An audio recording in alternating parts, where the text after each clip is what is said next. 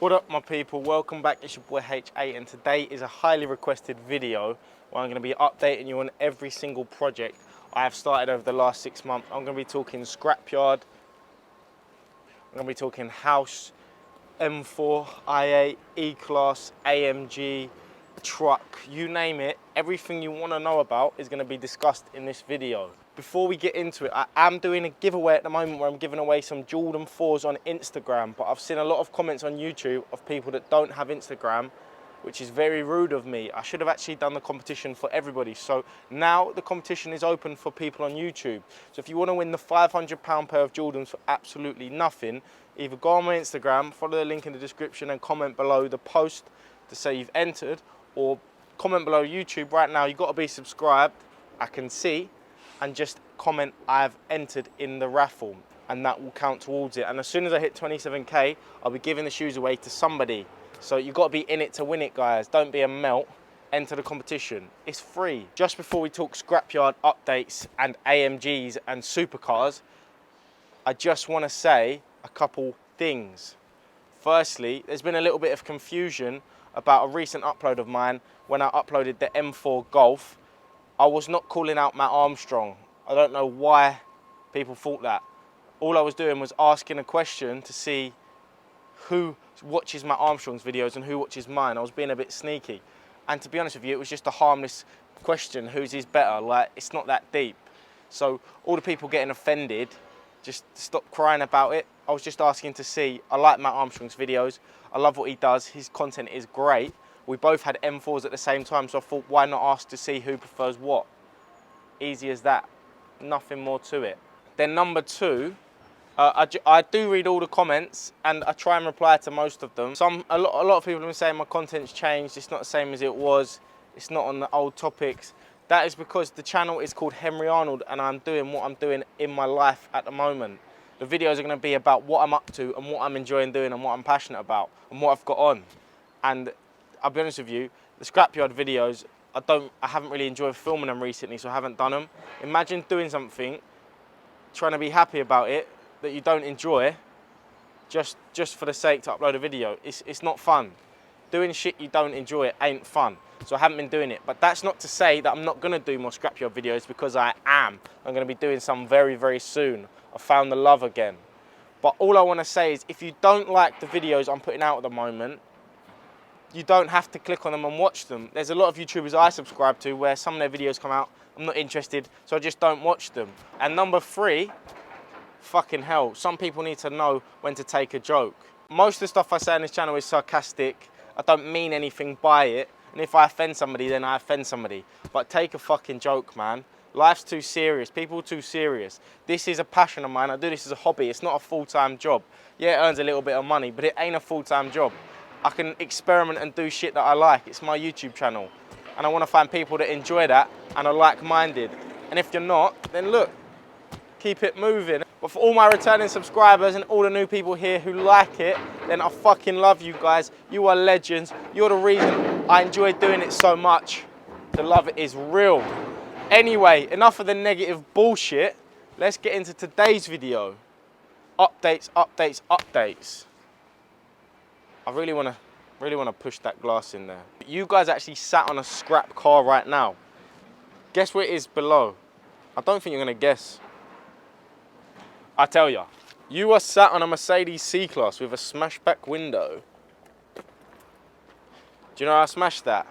I literally just nutted it a minute ago because I was so pissed off. I'm going to do a video soon where I'm just going to go crazy in the scrapyard doing every single thing that I've always wanted to do to a cars.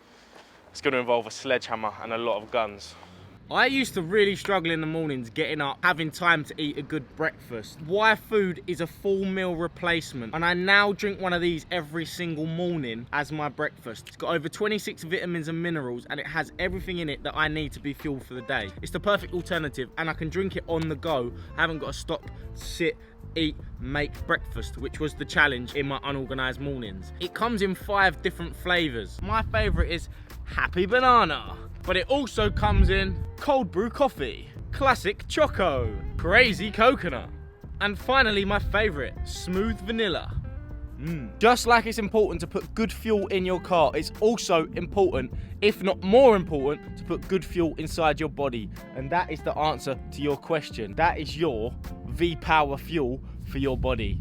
Trust me, I put a load of that in the morning and mate, I am doing 120 mile an hour all day long. Non-stop. And there's been a fuel shortage in the UK at the moment, and I've actually been tempted to put some wire food in my tank. Probably do a better job than petrol. Don't do that. I don't advise you do that. But what I do advise you do is follow this banner below me here and go and get your taster pack where you can try all 5 different flavours and find out what is your favourite. Can't beat a smooth vanilla, I don't think anyway. So big thanks to Wire Food. Thanks for sponsoring another video, guys. But anyway, back to today's video. So yeah, the scrapyard has been busy. I haven't done any videos on it recently. I just haven't been in the right frame of mind and haven't wanted to do it. The videos are hard to do and sometimes you're scratching around for content ideas and it's not fun. So I want it to be as natural as possible, but we're in the scrapyard at the moment. I thought I'd give you a little update. Business is good, business is okay, it's normal. We're busy enough. It's been a difficult time throughout the COVID period. A lot of adaptation, a lot of changes, a lot of different strategies where you've had to change the way you're working because, let's face it, the world is different now. We've had a lot of people working from home. That hasn't really worked. So we are a physical job, so we've got to be here as much as possible. I'm going to take you up to the top of the yard in a moment and show you around and see if you can spot any new machines or anything down there. One thing I do want to say, the prices of metal have gone crazy throughout the pandemic. Some have shot up and some have gone down. At the moment, Ali Wheels has reached a new high. You can almost get £60 more scrap for one set of Ali Wheels than you used to a year ago, which is phenomenal. But then other prices have dropped and things like the iron, so it all evens itself out. But yeah, it's been a crazy couple of months. You just don't know what's coming around the corner. Some days you wake up and stuff goes up unexpectedly, and then other days, of course, it must come down. But we've been busy, which is the main thing. The Centerboggin is in for a service at the moment, and there's a couple of little issues with it. I think it's got a little leak around the grab, which we're sorting out currently. Pile of Ali here. Ali is booming at the moment, so we are just trying to get as much of that as possible, pull in as much out of the iron as possible. When it comes in, the driver just sorts it out. And this is the export yard at the top, where they are cutting engines out at the moment. But we're going to go up the top there, and I'll show you in the yard. The reason I've got my hood up is because it's so windy, and I don't want my hair going everywhere and looking like a proper chav. I hate stairs. I need an elevator. I need to get a lift out here. And here we are, right at the top of the castle. We've got cars ready to be baled. We've got baled cars down there. We've got iron alley engines. We've got steel engines. And then we've got the picker, which is the power hand, which, big shout out to power hand, has been phenomenal since we've had it. Hasn't really been down. We've actually had an auto lube fitted, which, if you don't know, basically greases the joints on its own, because we had to go over it with a grease gun every day and grease all the joints, which was an absolute pain. Whew, I'm out of breath coming up the stairs. But that's on there. It looks, let me zoom in. It looks like it's been through the wars, but let me tell you something, it is working perfectly. And then we've got the Lee Bear in there and the Fuchs on the scrap pile. Since we stopped doing the gate trade, which is where we let people drop their own metal off and weigh in and weigh out to your general public, it's been a lot more quiet, so we've actually got rid of a driver for the Fuchs, because we can actually manage with the people we've got, because I can drive it and a couple of other managers can drive it, so we jump in there, and when that scrap metal needs sorting, we can do that ourselves. It just saves the wages really, so it's a lot easier. And then we've obviously got the full-time driver down there every day, and he's busy bailing cars, pulling out engines, pulling off the axles, and yeah, just making sure that everything's running smoothly down there. You can see the boys down there sorting out the engines in the engine shed there. But that picker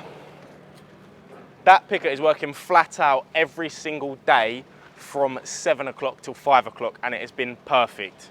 Can't if you are a scrap metal yard and you're thinking about getting a power hand, I can't recommend it enough. And I've still got to go up to the factory, which I am going to do. I did actually go to a recycling show the other day. Pretty shit, I ain't going to lie, it was the shittest show, and they had the worst demonstration on a machine I've ever seen. So they had a Semtech, I can't think it's the name, grab, which was just a bit smaller than the ones we've got. And they had a standard, just a small bomb fig type baler machine. And the guy in the demonstration was just baling a car to show the machine and to show the baler. And oh my God, they made an absolute nightmare of it. I'm not gonna name the show because that'd be out of order of me, but I have to tell you the story. So they've got a car, they haven't took the rear axles off it or the front axles. Car hasn't been depolluted very well either. The drivers picked the car up, tried to put it in the baler. There was a guy standing by the baler without a hard hat on, which is you can't do because it's dangerous. And then they've put it in there. The rear axle hasn't gone in properly, obviously, because he can't get it in. They've then shut the lid on the baler, which has scratched all the side of the baler and dented it. And it can barely shut it because the rear one side of the axle is out the bottom of the baler. It gets worse. So they've lifted it back up and they're like looking at it, can't work out what to do. So I think they've panicked and tried shutting it again. And you could see that this axle was bending like that and the brake disc was half in and half out. The brake disc was bending like that and then it went bang! And the brake disc shot along the floor. It was so dangerous, it could have really hurt somebody. They were very, very lucky. But that just shows when you're doing like demos on things, I think you need qualified people to do it because first of all, it doesn't show the product off very well, and for health and safety, there was absolutely zero of it. And these machines are dangerous. I hate to be a boring old sod, but when you operate a machinery like this, you need to have a good action plan in place because they're so fucking dangerous. Like, it's so easy for someone to get hurt or to die when you're picking up 1-ton cars in fucking 40-ton machines. So that was that. Anyway, back to the why I was talking about that. I did see Power Hand now. I didn't actually go over and speak to him because I was in a little bit of a rush, but I'm going to go up to the factory at some point this year when it's nice and cold up in Scotland, because it's actually in Whitby in Scotland, I think, which is right up north and is a long old drive, and I just haven't really been bothered to go up there yet because it's a bit of a stretch. But yeah, everything is looking good and can't complain, but could be better. But that's just the way life is at the moment. Well, look, we've got some cars over there ready to depollute. We've got about 150 still out at Copart, and Jim is pretty busy downstairs booking lorry drivers in. We've got 4 drivers, we've actually got another driver now, so we're trying to keep them occupied every day. It's a little bit more tricky, but it was getting to the point where we were having to book cars in a week and a half in advance because we couldn't keep up with what we were doing. I know that that was a very busy spell and it is due to get a little bit quieter, but I'd rather have an extra driver scratching around than not being able to pick up the cars that we're getting anyway. So it's like trying to pick the better problem to have. It's like trying to pick somebody to shag your wife. It's hard. There's no right or wrong answer, but you just got to kind of move and go with it. So everything in the scrapyard is good. Expect a bigger update and some more videos of it very soon. But yeah, decent. Just before I finished on the scrapyard section, I was actually walking down then and I had a missed call and a voicemail from an auction site where we used to buy over 30 cars a week from. And the voicemail basically said, "You haven't used our service. Why is that? Is there anything I can do to help you and assist you further?"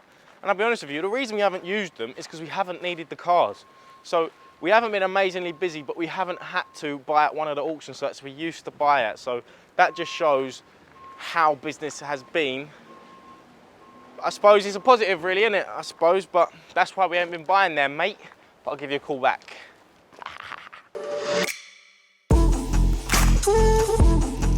So the BMW i8, well, as you can see, we haven't really done much on the i8 over the past 3 months.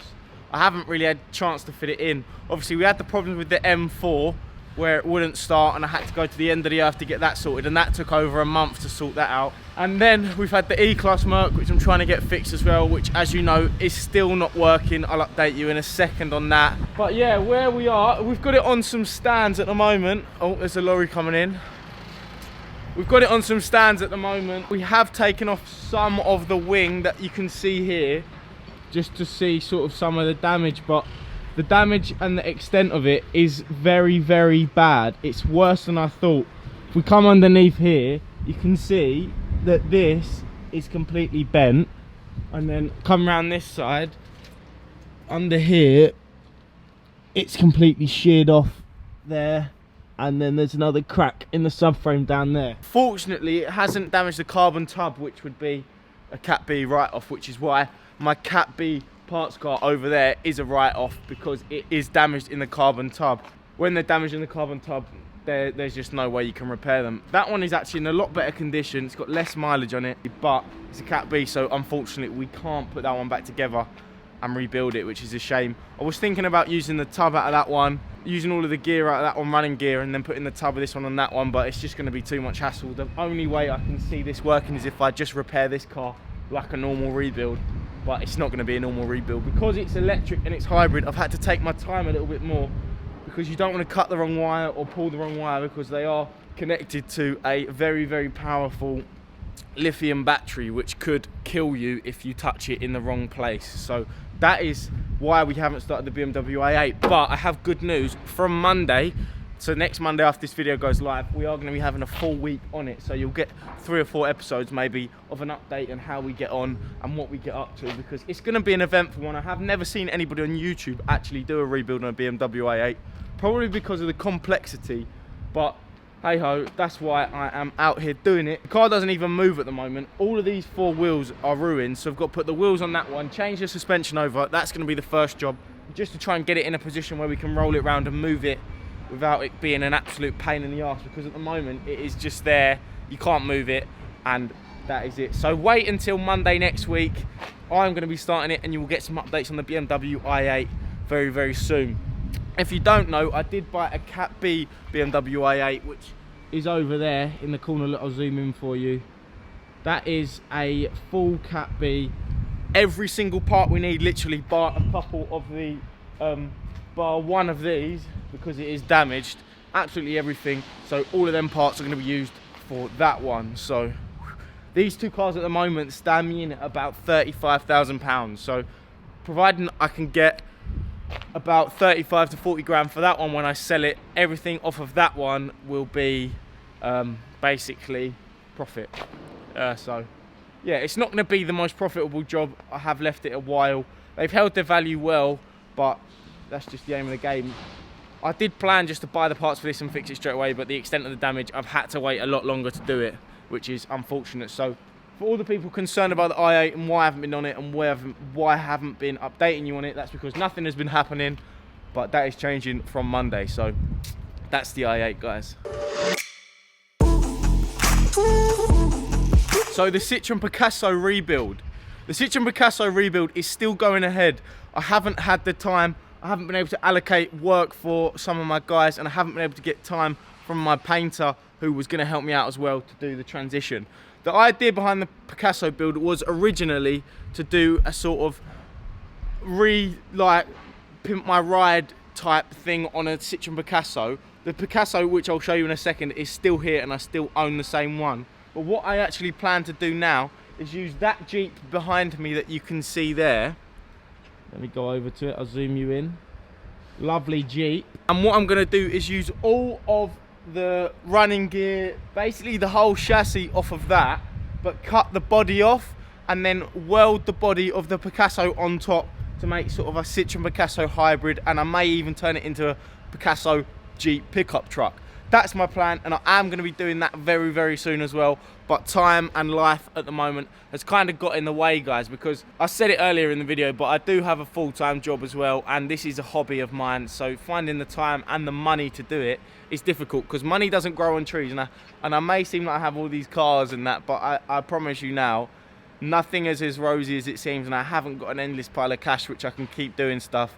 Sometimes I just can't afford it, so that's the way it is. But the Picasso Jeep rebuild is going ahead. We'll go to the Picasso now and I'll show you its current state. Guys, here we have the Citroen Picasso. Tyres are a bit flat, looking a little bit dirty, but she's still here, ready to be used. Just haven't found the time yet. But yeah, it's happening. So guys, the E-Class Merc. Oh, the E-Class Merc. This has been the bane of my life for the past 2 months. and it still is. I'm gonna do a full video on this, which will release later in the week, but a quick update, it's still sat here, it still doesn't move, and it's still a pile of shit. Where we are with it, we've obviously changed this battery and the AC-DC converter module, whatever you want to call it. That is the new one down there. We've actually put the old one back in because a couple of guys have come down to code it, and they believe that maybe we've got a faulty new battery. I'm not too sure, but we've put the old battery in with the old module, and we are getting some voltage out of that, but not enough obviously to power the car to start it. But we're not getting anything out of this. Something that has come to my attention, which I wasn't aware of before, is somebody has come in and coded it and tried to turn the SRS and do the seat belts and code the headlights prior to getting it done properly and professionally, and that may have caused some damage to the modules and the ECU, which is why it's not starting. That could be an option at the moment, but I'm not too sure. I don't want to say it's something when it's not, but we still have no idea why it's not starting. Basically, when you plug the star system into it, it's saying that it's not getting any power out of the 48-volt battery, which then literally just powers the starter motor or the alternator and starts the car. So that's not working. We've changed the battery, we've changed that, we've changed all the pyro fuses, we've changed the 12-volt battery, still nothing. So there's obviously a problem within the system from the 48-volt battery, the DC converter, the module, get into the alternator. It isn't, there's nothing coming out of it. It's going in, but it's not coming out. So that is where we are at the moment. So if you guys have any recommendations of anybody who might be able to help, because I really don't want to be putting this into Mercedes, because that is going to cost me an absolute arm and a leg. And I don't want to do that, but it's looking like the only option. So if you've got any suggestions, or you know anybody that might be able to help me, please let me know. As I say, I'm going to do a full video on this later this week, so you can see absolutely everything we've done. I'll walk you through step by step from the start of the rebuild to here, and maybe, just maybe, we might be able to get to the bottom of it. But it's the biggest headache in my life at the moment. I promise you now, this car is just frustrating me. But we will get to the bottom of it with your help. I'm sure we will do it. But that is the E-Class current situation. So now the M4, it's getting a little bit dark, so it might be a little bit darker on screen right now, but that's all right. The M4 is basically finished. The whole reason I got this wrapped and done like this was to go on D-Max Rally, but that's been postponed until next July. I actually got a call about it the other day, and they've extended it by 2 more days, and they're letting the existing customers go for free, which is a nice little touch. So cheers, DMO, if you're watching. Appreciate that, my bro. Can't wait to come on D-Max next year. It should be an absolute movie, and you guys are going to come with me. We've got the carbon splitter, the wing on. The car is pretty much done, and I'm still trying to get it raffled off, but I can't yet because I can't find anybody to do it, which is annoying me, because I really want to raffle this away. I think a car like this deserves to be raffled away. Hello, Lottie. That's my girlfriend over there. That's my girlfriend. Yeah, so I'm just currently trying to find somewhere to raffle it away, but the M4 is done. That's it pretty much for the channel now, and it will be up for sale if I don't raffle it off very soon. So if you're interested in buying it, please drop me a message on Instagram or comment below on YouTube, or even email me, because my email's in the description.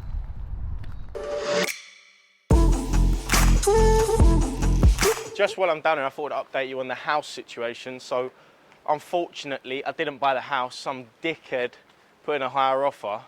I actually went in 3 grand above asking price, and some dickhead went obviously higher. I couldn't find out what it was, so I'm pissed off that I didn't get that. But I am going to go up to Liverpool again and look at some new properties in the next couple of weeks. But it's just finding the time to get up to Liverpool. You lose 2 days, because it's like 5 hours up there, 5 hours back. I can do it in a day, but it's just a stretch.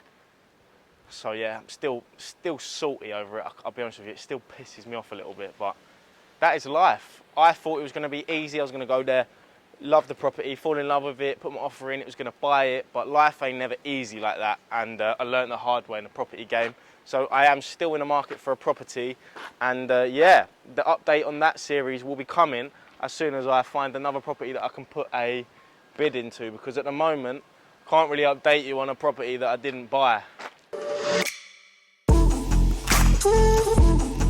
So the AMG I bought a couple of months ago now, and to be honest with you, I haven't really used it. I can't lie, might have been a bit of an impulse buy, because I'll be honest with you, I've always wanted the car, and I said to myself, when my YouTube gets to the point where I can afford it, I'm gonna buy it, and it did. So I just randomly bought it, just like that. Probably a waste of a purchase because I don't really use it that much, but I said I was gonna do it, so I did it. But yeah, I've got a spoiler or a rear wing coming for that this week, which I'm gonna get put on, which is the first mod, and then I've got a couple of other bits planned for it over the next few months, which should be decent because it does need a little bit of spice. Do you know what I mean? Because it's not perfectly finished where I want it to be yet, but it is a sick motor, and I am very grateful for it. And we've also got the truck. I would stand outside and film the truck, but it's so windy that the mic's just gonna get the worst audio ever. The truck is literally done. It is literally done. And I will be using that daily again very, very soon. I've missed using it. I've had to use the M4 for the meantime, which has been great. But I can't wait to get myself back in the truck and whack some mileage on that. There are a few little surprises that my brother-in-law, or a good friend of mine, H, is going to do for me on that. So it's not just going to be brown and white wheels. There's going to be other bits added to it which are going to make it look cool. But I've got a big surprise for him to say thank you for doing that for me. So yeah, wait and see what that's going to be. But that's the update with the truck. And we're back in the same place the video started. If you enjoyed today's video, guys, make sure you hit the subscribe button. I just had a few things I need to get off my chest, and it was about time I read the comments and listened to you guys and done a video that you actually wanted.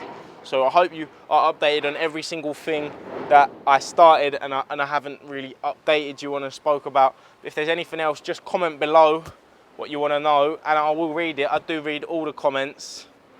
And yeah, that is me. Ain't really got much else to say, to be honest, other than, no, I ain't got fuck all to say, to be honest. So yeah, subscribe, follow me on Instagram if you want. Drift build is going to be coming soon. I'm still in the market for the 330 and the M4 raffle. I'm going to try and raffle it, but you know what I mean, it's hard out here. It's a cold world out here, brothers. But yeah, see you guys next time.